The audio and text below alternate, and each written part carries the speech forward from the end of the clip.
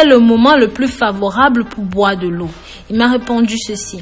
Boire de l'eau à des moments bien définis, ceci va maximiser l'efficacité de cette eau dans votre corps. 2 verres d'eau juste après le réveil active les organes internes. 1 verre d'eau 30 minutes avant chaque repas améliore la digestion. 1 verre d'eau avant de prendre votre bain ou même votre douche diminue votre pression artérielle. 1 verre d'eau avant de vous coucher évite un accident vasculaire cérébral ou même un accident cardiaque, ce qui est notre sujet du jour. Donc, boire de l'eau avant de vous coucher évite d'avoir des crampes dans les jambes pendant la nuit, parce que vous devez savoir que vos muscles des jambes attrapent des crampes lorsqu'ils sont à la recherche d'eau et même d'humidité. Si vous buvez un verre d'eau avant d'aller au lit, cela empêchera beaucoup de choses. Mes amours, je vous invite à partager ceci pour que ça touche un maximum de personnes. Ça peut grandement sauver la vie. Au lieu de partager des informations inutiles, partagez ceci. Vous pouvez être sans même le savoir un futur sauveteur de quelqu'un. N'oubliez pas aussi que selon ce médecin, la majorité des crises cardiaques se passent le jour, habituellement entre 6 heures du matin et midi. Avoir une crise cardiaque la nuit, au moment où le cœur doit fonctionner à son rythme le plus calme, signifie que quelque chose d'inhabituel s'est passé.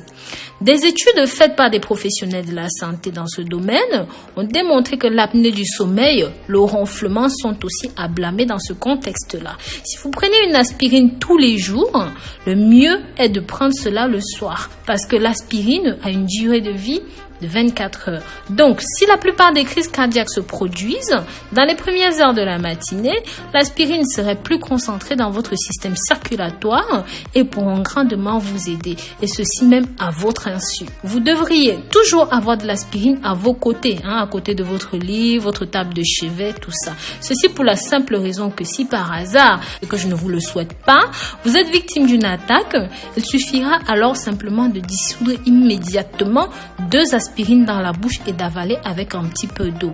Il y a d'autres symptômes d'attaque cardiaque, en plus de la douleur à la poitrine, dans le bras. Vous devez aussi prendre en compte des douleurs intenses à la mâchoire droite ou dans le cou, ainsi que des nausées et parfois beaucoup de transpiration. Mais sachez que ces symptômes peuvent aussi arriver fréquemment et parfois pas tous les mêmes et même pas tous en même temps.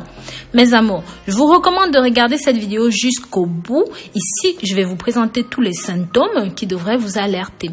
La plupart des gens, environ 60% des personnes qui ont eu une crise cardiaque pendant le sommeil, ils ne se sont pas réveillés. Cependant, si cela se produit avec une douleur dans la poitrine, cela peut vous réveiller et même si vous dormiez dans un sommeil profond, cela peut arriver. N'hésitez donc pas à appeler un voisin ou un membre de la famille qui est à proximité. Prévenez aussi les secours pour savoir quelle est la procédure à suivre. Ensuite, ayez le réflexe d'ouvrir la porte d'entrée de votre maison et de vous asseoir sur une chaise près de la porte d'entrée pour respirer le maximum d'air frais. Puis, attendez qu'ils viennent à votre aide. Mais s'il vous plaît, ne vous allongez pas, ça pourrait causer votre perte, d'accord?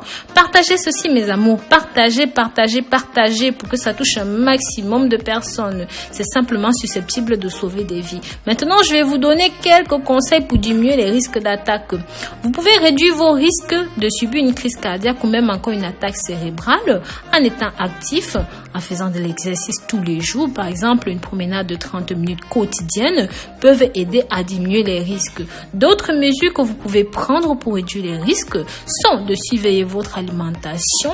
Combien est-ce que vous mangez? Cela peut aider à réduire et à surveiller votre poids. Si vous êtes obèse, si vous êtes en surpoids, il ne faut pas fumer des cigarettes. Vous devez chasser cette mauvaise habitude. Si vous n'y arrivez pas, parlez-en à votre médecin pour qu'il puisse vous faire prendre en charge. Pareil, en cas de cholestérol, contrôlez correctement votre glycémie. Cela peut diminuer les risques d'avoir des crises cardiaques. Sachez aussi que certains médicaments pour le diabète peuvent travailler mieux que d'autres pour réduire les risques de crise cardiaque. Et soyez très alerte aux médicaments que vous prenez. Donc voilà, j'espère ici que j'ai pu vous apporter quelque chose. Mes amours, n'hésitez pas dans les commentaires à partager vos expériences. S'il vous plaît, dites-moi d'où vous venez, votre nom et n'hésitez pas à partager vos expériences de crise cardiaque avec nous.